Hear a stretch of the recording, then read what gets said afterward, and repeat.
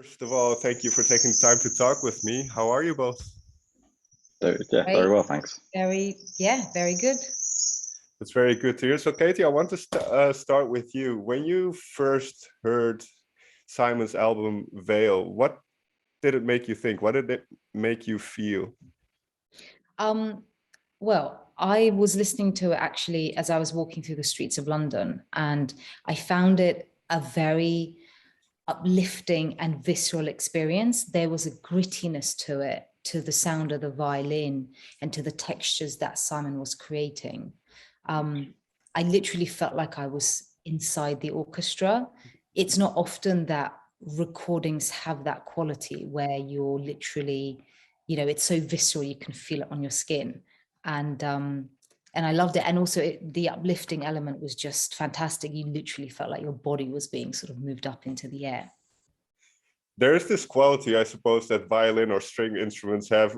Simon, maybe you can elaborate a little bit, but in the making of Vale, what kind of was the aim then? I mean, for me, Vale, it was the culmination of moving to Berlin and having studied classical music, but been involved in pop productions and playing rock music for a long time. I was always looking for my own way of making music. I'd been involved as a recording engineer. I'd worked as a composer assistant. I'd done lots of different jobs, and I'd played in bands. I'd been a session musician. And so really Vale was about kind of trying to find what I wanted to say with music. And that's why it was so linked to the violin, because of my history as a violinist and studying violin. I really wanted to dive into what is that relationship to the instrument? Because there is a real visceralness to the violin. I think it's an instrument that is, people often talk about it. It's an instrument that is second only to the human voice in terms of its emotion, and that it can really relay a lot of emotions. And I just wanted to dive into that and explore it and find what my own connection to that was. And I suppose Vale was very much an insular process. So when Katie kind of came to you and said, hey, perhaps we should work together, I don't know if this is how it went, but kind of this interaction between the two of you started. What was that like? Well, I mean, it was, you go, Kate. Go. I got the album sent from Felix Howard, who is a brilliant A&R person that works on my record company. And I actually said to him, I'd love to get in touch with Simon. And Felix said to me, you know what, his music, it's very grown up. And I was like, great. I was like, what does that mean? As if, I don't know, whatever it means. So, so he kind of gave me the impression that Simon might be hard to reach, basically, which of course, I mean, I know he had a lot of projects on, but, Simon responded and was up for our initial collaboration was about being part of the re-release of the acoustic version of my last record album, number 8.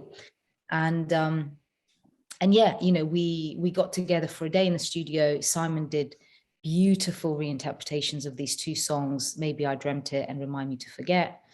And then just on that day, there was definitely a kind of a beautiful fluidity to the way we were working, to the way the voice and the violin were sounding together. And then Simon, told me about all the work that he had done previously on Chernobyl and on the Joker soundtrack. And, and just that kind of, I don't know, there was just a real easiness to the collaboration. And then Simon suggested, maybe we should just write together with no major expectations, and not to write to sort of have songs for example, my next record or anything like that. And so it just seemed like a fun experiment. And we decided to try it out. I think a lot of the starting point was talking about structure as a compositional aspect, because obviously in pop songs and in traditional songs, the structure is quite developed. It's very established, and it's been the chorus, verse, bridge, chorus. It's been done a lot, and it works very well. It's a great format. But then, and Katie, has existed in that world quite a lot through her career. And so we had started having these conversations over different types of forms and different types of writing, and what is it if you don't write in that way. And then we looked at folk music, and we were looking at the structures of different folk songs, and starting to pull this about and think about structure in a different way, and be very open and free, more compositional with the structure. One time we took a folk song and we were like, oh, it's literally two sections that just repeat and bounce from one to the other. And so we had a go at writing like that, and it was really just kind of exploring these forms. And I think that's where the whole thing started. I sent Katie Talk's Spirit of Eden, because that's one of my all-time favorite records. And Katie hadn't heard it, so I was like, well, you have to listen to this. And that was, among other things, a really good starting point for us of conversation. Yeah, did a lot of conversation kind of take place beforehand, kind of bouncing ideas off each other? Because I believe you came together in August for a session. So what was the lead up to that? Did you kind of have in mind what type of music you wanted to make, or was there still a big experimentation process? Well, there was the first two songs, Tbilisi Airport and Hotel Stambo, were written out of this improvisational experiment. And then once those two songs were done, we actually had a hang with actually the record company boss at my label, and he loved the tracks, and we should release this on Modern Recordings, and we were like, okay, we have a deal. So okay, we better make a record, and then once that point was done, we did talk quite extensively about what the record was going to be like and what it was like conceptually, and and that was really cool, because I mean, Simon, if I may, Simon has a real sort of vision on exactly the kind of record, or at least the fact that we need a vision, that we need a direction, and an idea of the type of record, and I love talking. So it was a great opportunity to kind of really zone in on what we were trying to make. I think also just on the conception of it, I think there's something with when you make a song-based record, a song of itself can be a piece of work, and that song can exist, on many different records. So I think there can be less of an impetus to see a collection of songs as a full piece of work in its own right, that ties all of the songs together. Whereas when I'm writing an album, for me, like, the album is the piece of work. It's more like a symphony. It's more like a piece of music that starts. So all the pieces kind of, I think of them, how they link together, how they relate to each other, and that's one piece of work. And I think this is something that we discussed, and that was really how we narrowed down the kind of record we wanted to make and how the pieces should be linked and instrumentation. So we were thinking about all the songs together and thinking of it as a record rather than as individual songs. But it's interesting what you mentioned earlier as well, where you do come from different musical backgrounds, although you've dabbled in all kinds of types of music. But was there some kind of exchange? For instance, Katie, what did you learn from working with Simon? And then after vice versa, Simon, what did you learn from working with Katie? One of the most incredible things was there was no wall working with Simon between the instruments and the composition and the technology. So there was this complete kind of natural fluidity. We never had to sort of wait for the technology to warm up, which can happen. I mean, obviously, the engineering world these days is very advanced, but there's still a kind of an imaginary wall. It's like the instruments are there to capture us, the musicians, to capture this instrument that I've learned for many, many years. Whereas working on this record, Simon was very much like, and it's not even anything actually you said, you could just witness it and feel it, because it was like, the technology was actually another thread to the instrument that was being kind of weaved out to create this incredible tapestry. also, you know, Simon has worked a lot with, you know, this idea of spatial music, you know, so making music that is, you know, about a much more sort of a grander scale and a sort of has a spatial awareness. Whereas in the traditional song form, you're kind of making songs to grab people and to be sort of at the center of attention. You know, you're trying to make something that's almost exhibitionist a little bit. Mm-hmm. And even if, like, you know, someone like me who you know, who's grown up in the British culture, which is very subtle, and I say that because I'm a Georgian, which is, you know, a maximalist culture. So even despite that, you kind of, I don't know, you sort of, you know, you realize that there are an exhibitionist and a sort of an egotistical perspective to the artist's point of view. But with this record, what we wanted to do was actually create a home, create a space on quite a grand scale, which lets the listener, you know, come in and get their own inspiration, you know, and so be quite kind of abstract and imply things and not have sort of strict storylines that are about love or about matters of the heart, but those things are there, but they're subtle. Yeah, as you mentioned, it's more about the visceral side, I suppose, the kind of the feelings that it elicits with the listener. And then, yeah, quickly, Simon, what did you learn from working with Katie? For instance, was there a specific bit of lyric that you were really impressed by? I mean, just the biggest thing the biggest learning curve was lyrics and talking about lyrics. And we had these huge discussions about it because I've never listened to lyrics really in my life. I don't really care about lyrics so much. Or they definitely are the secondary part to music. And I see the voice as an instrument among the other instruments primarily, and secondary, it's about the words. Obviously for Katie, it's completely the opposite. Yeah. So that led us down. Yeah, we had these huge conversations about it. Yeah. I know there's a lot of people who don't listen to lyrics first, but you know, I'm not one of them, and I find it really shocking. But what I loved about the way we worked was, even though we had these very opposite perspectives, we really respected each other's spaces. Yeah. And it's like and it was just like having this, like diving into talking about it and being able to, like, because for some reason we found this very safe. It felt very safe to discuss and be very open with each other about how we make music.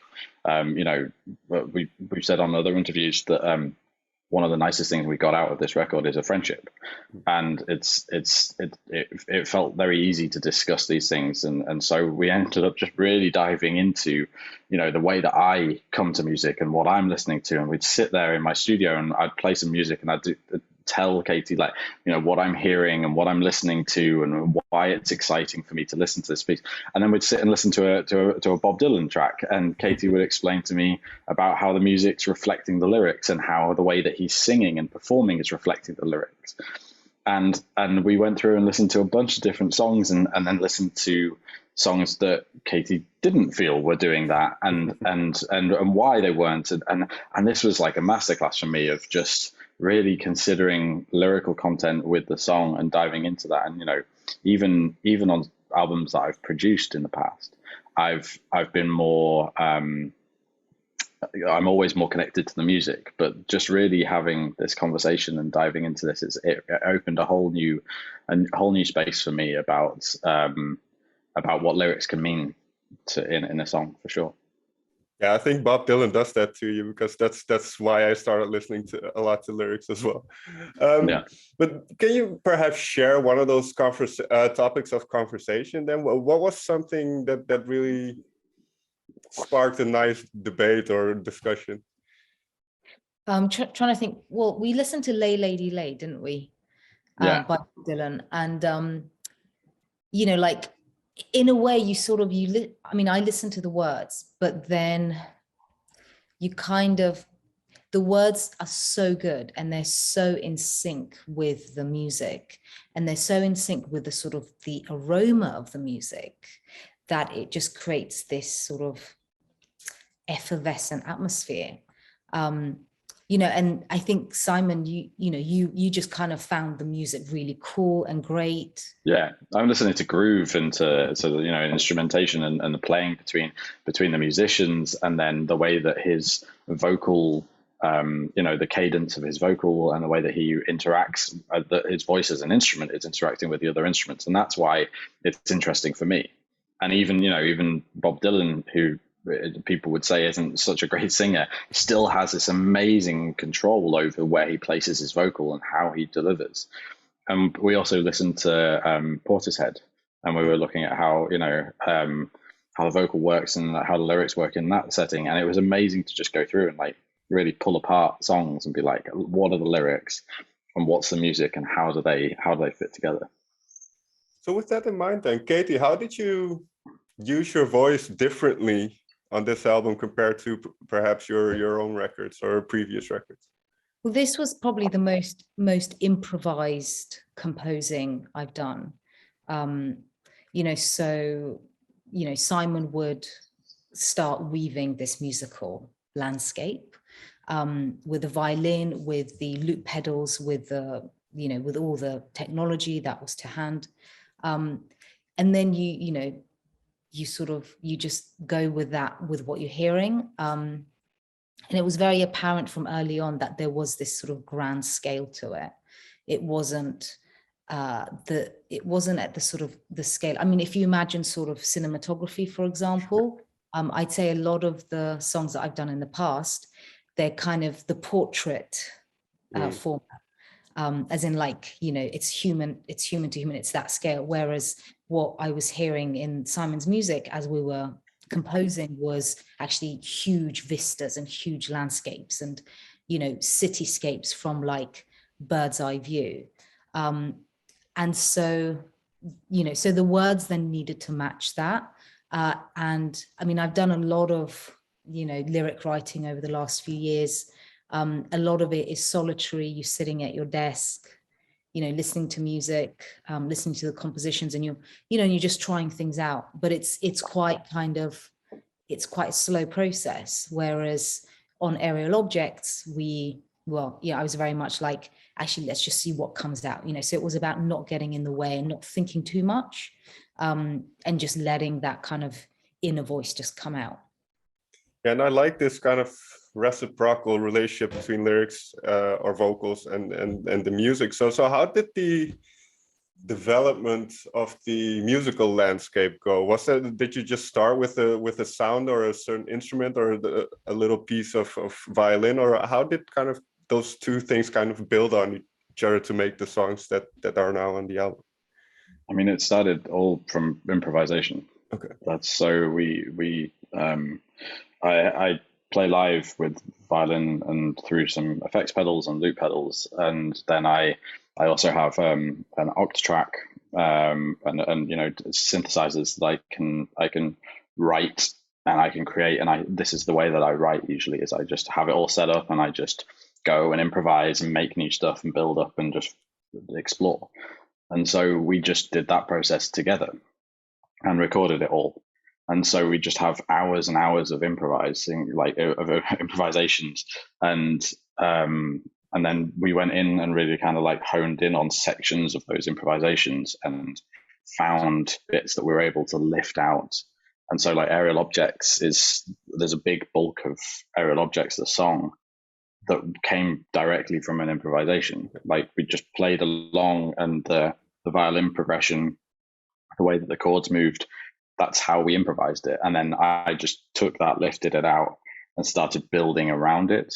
And then we kind of, we'd look at it and go, oh, this vocal section here, oh, can we find something that's, maybe different? Does that really, do we have what we need there? Do we not? And so it was really just about improvising, then building up from the improvisation.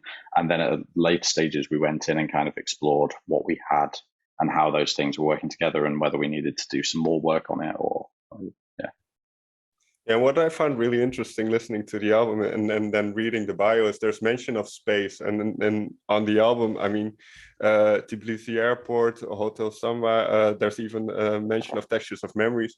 There seems to be, at least for me, a connection between memories and space, or wherever you are can trigger a certain memory. So how do you relate to kind of that aspect of it?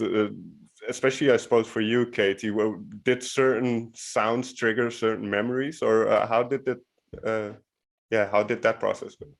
I think it came. I mean, when I went to visit Simon's apartment in Berlin, the way he has it designed is, clearly it's someone who has an eye for design and space, with lots of really beautiful pieces of artwork.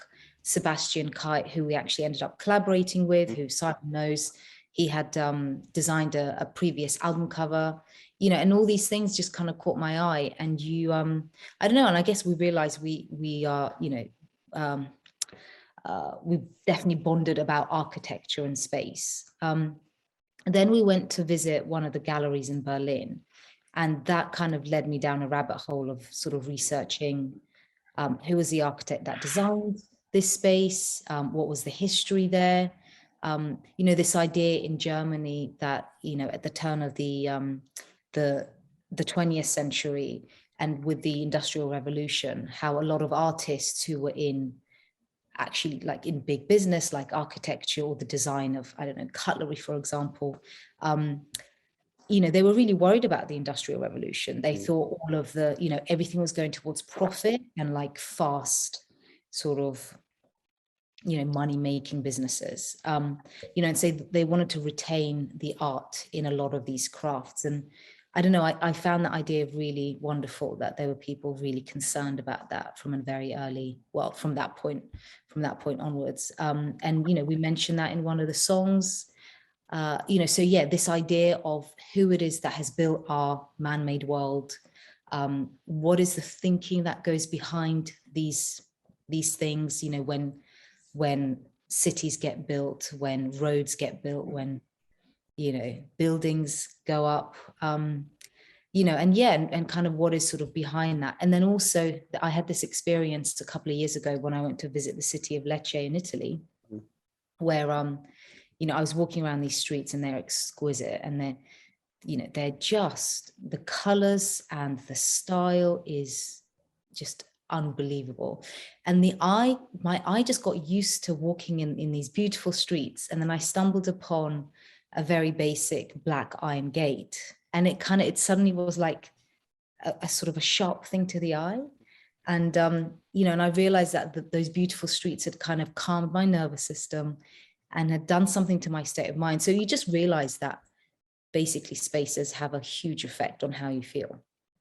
But I find it a very interesting thought, and especially mentioning the kind of industrial revolution, because obviously in the last couple of decades, we've gone through some kind of digital revolution, and a lot of these spaces are now online or are digital. So do you think there can be a similar connection, kind of, how would you say it, artificially? Well, yeah. I mean, yeah. Sorry, no, Simon, you go. I was just reading something the other day that's talking about, we're going through another industrial revolution of types now as well. And I think this way that the Bauhaus kind of German schools talked about the industrial revolution a century ago is really applicable now as well. And it's about aesthetic, it's about design, culture. And I think this is something that, we connected over and discussed a lot of, like, this space between whether something is just useful or what it's useful for, and its aesthetic, and how it affects you and how the aesthetic affects you, and how, this is done through architecture and space, this is done through design, this is done through all of these different things. And I think that that's really what we were exploring on the record, of just these topics of how art is designed, how art is created, how it's developed, and the importance of that. And, I think it's massively important now. I have no idea where it's going in terms of the online, you know, more and more people are listening to music through earbuds. Sure. and this development. We've mixed this record in Dolby Atmos and as well as stereo, and just doing that process and diving into it, you know, it's I'm very willing to say it's, you know, we're at the beginning of that technology, and really, like, that's something that we're still finding our feet in. And I think this is a mode of music that's going to develop more and more over the next 10, 20 years. And where that can lead us in terms of how we interact with music online and stuff like this, who knows? It's going to be a whole new thing for sure. Yeah, final question then. It's very interesting the way music, or the way the development of consumption of music is kind of has gone in the past years. So with that in mind, how would you like people to listen to the record, if in any way, and what do you hope they take away from it? Well, the record starts with a song at an airport, and it ends with a song about the forming of the British landscape, which is inspired by a great book by Nicholas Crane. It's a geography book about, you know, how the British landscape formed, and it was really the language that he used in it that was so inspiring. So I would love people to be both in their everyday lives, whether it's, you know, they're in their cities or the villages, or they're traveling through airports, or going for a country walk, you know, and just listening to it. And well, you know, it's what music does, isn't it? You kind of have it on anywhere, and it completely transforms you. Very quick last question then. What is one song you've listened to recently that had this effect on you? And then for both, obviously. Well, I have to say, I'm like everyone else. I'm a bit of a populist. Running Up That Hill by Kate Bush. Fair enough. I mean, it's a classic, absolute classic tune. That track is amazing. I'm just looking at my listening, what I've been listening to recently. I mean, for me, like, I'm a big Radiohead fan, and the Smile record that came out recently, I've been really enjoying that. The visceralness of their collaboration really is something wonderful. But also, I mean, I've been listening to Kendrick Lamar's new record quite a bit recently, and just the artistry on that record is incredible. And that's, for me, like, you know, records are always this interesting thing between whether you can listen to them while you're just going about your daily life. And I really, you know, I think what Katie said is totally true. Like, it's wonderful when people have, you know, when your music becomes the soundtrack to people's lives. It's a really wonderful thing. I also think it's really wonderful when a record is a piece of art that people sit down and listen to from start to finish and really consume.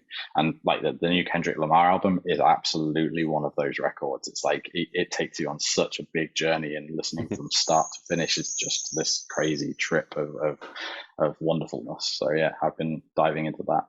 I'll have to check that one out from start to finish then. Katie, Simon, may I thank you so much for taking the time to talk with me. Likewise. Thanks. Yeah, great to talk.